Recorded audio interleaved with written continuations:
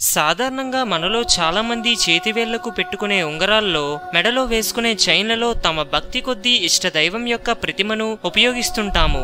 ఉదయం లేచిన వెంటనే కళ్ళకు అద్దుకోవడం, దండం పెట్టుకోవడం లాంటివి చేస్తుంటాము.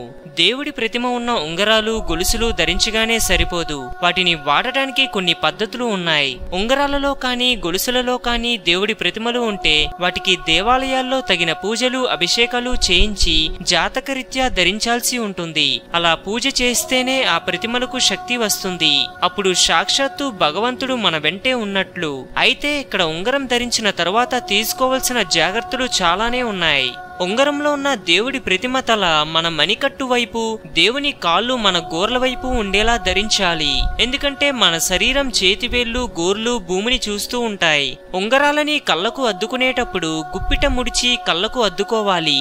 ఇక మహిళలు అయితే బహిష్టు సమయం కంటే ముందే ఉంగరాలను, లాకెట్లను తీసి భద్రపరుచుకోవాలి. బహిష్ట సమయంలో దేవుడి ప్రతిమలు ఉన్న వాటిని ధరించకూడదు. అంతేకాదు, భోజనం చేసేటప్పుడు ఉంగరానికి ఎంగిలి అంటకూడదు. ఉంగరం ధరించి మాంసాహారం భుజించకూడదు. ఇక ధూమపానం చేసేటప్పుడు ఆ పొగ మనం ధరించిన దేవుడి ప్రతిమకు తగలకూడదు. అంతేకాదు, మద్యపానం కూడా చేయకూడదు. ఇన్ని జాగ్రత్తలు పాటిస్తేనే దేవుడి ప్రతిమ కల ఉంగరాన్ని ధరించాలి. లేకపోతే మనకు మంచి కంటే చెడే ఎక్కువ జరిగే ప్రమాదం ఉంటుందని పెద్దలు చెబుతున్నారు. హిందూ తత్వం గురించి మరెన్నో గొప్ప గొప్ప విషయాలు తెలుసుకోవడం కోసం మా ఛానల్ ని సబ్స్క్రైబ్ చేయండి. ఈ వీడియో మీకు నచ్చినట్టయితే లైక్ చేయండి, షేర్ చేయండి.